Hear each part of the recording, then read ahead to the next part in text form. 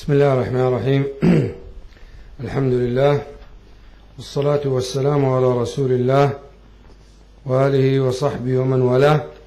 As we promised, inshallah we will translate tonight what we have said yesterday. It's actually a request from a brother to talk about this issue, the issue of brotherhood. As we know, alhamdulillah, in our deen, our religion, Islam, we give the priority to the piety, or let's say to the pious people. We should love them more than any other people, for the sake of Allah subhanahu wa ta'ala. And in some of these ahadith, there will be some encouragement for all of us to think about this issue properly, as some of us might not give it its importance and its value. In the first hadith, the Prophet ﷺ was saying, or was explaining a fact which some people I think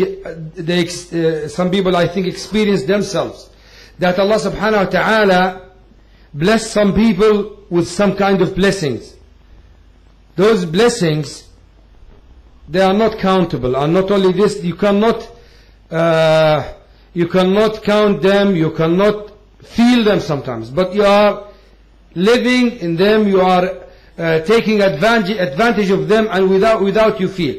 Now, for example, you can see some people whom Allah subhanahu wa ta'ala bless them with the barakah in their time.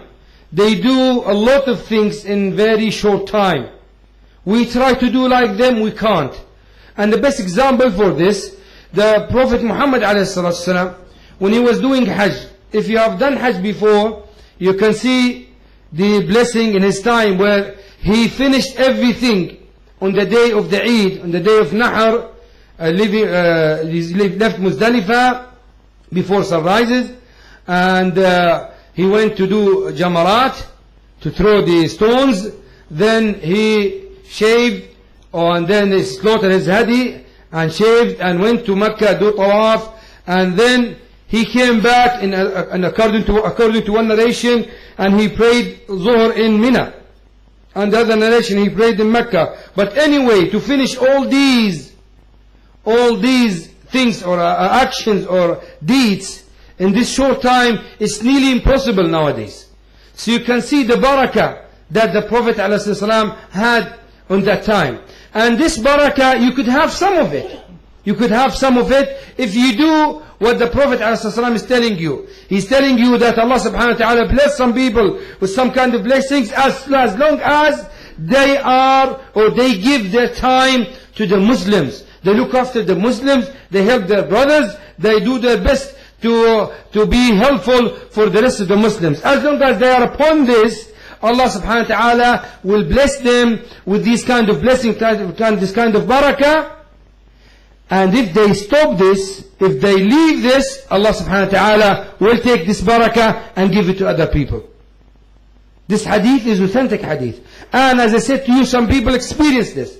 When they look after the Muslim, either their children, their elders, anything to do with Muslims, if you look after it, if you give it time, don't think you're wasting your time. Don't think you will not have enough time for the rest of your job. Allah will give you barakah. Allah will put barakah in your time, and you will be able to finish many things in very short time because of this good deed. Another thing that the Prophet ﷺ said, the best deed, one of the best deeds is to make your brother happy. To make your brother happy. To make him happy by helping him.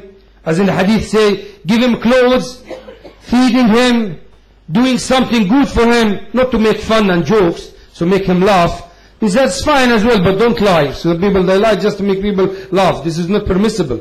But to make your brother happy, to make his life easy, this is one of the best deeds Allah subhanahu wa ta'ala wants to see it from you.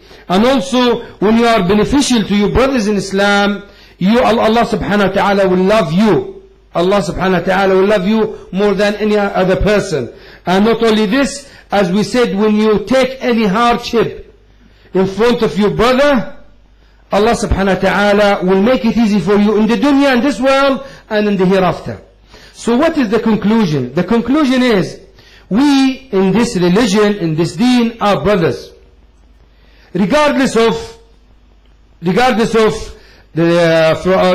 our nationalities, regardless of our color, regardless of our situation. You are a doctor, you are an engineer, you are a worker, whatever. We are brothers. We are equal. I can become better than you if I worship Allah more. You can be better than me if you worship Allah more. As simple as this. Even if you have millions, I have nothing. But if I'm closer to Allah, I should be loved more than you. And the same with anybody. So this is one of the best things we can feel and experience in Islam. Alhamdulillah, in our deen, there is nothing to do with that family or with that tribe or with that country. No, all of us, we are brothers in Islam. And if someone wants to be higher than the rest, he should worship Allah. He should do his best to be closer to Allah. Then he will be higher by Allah, not by himself. People will raise him up. This is what we experience. If you try to become a slave, real slave to Allah subhanahu wa ta'ala, be real humble, you try to be very humble to Allah subhanahu wa ta'ala, Allah will raise you up. And vice versa. If you go arrogant, Allah subhanahu wa ta'ala will let you down. So this is what we need to learn from these ahadith. Try to strengthen the relationship between the brothers in Islam. And try to focus on the relationship in for the sake of Allah subhanahu wa ta'ala, not for the sake of anything else. Of course, you might, for example, like to speak to some people who are from your country. It doesn't matter, that's fine. As long as you love the pious person more than the other people. This is the scale you have to use when you try to separate, or when you try to give people kind of love or kind of feelings. Try to use this scale, a scale of Allah subhanahu wa ta'ala. The one who's closer to Allah subhanahu wa ta'ala should be loved more than any other person. Wallahu a'lam wa jazakum Allahu khayra.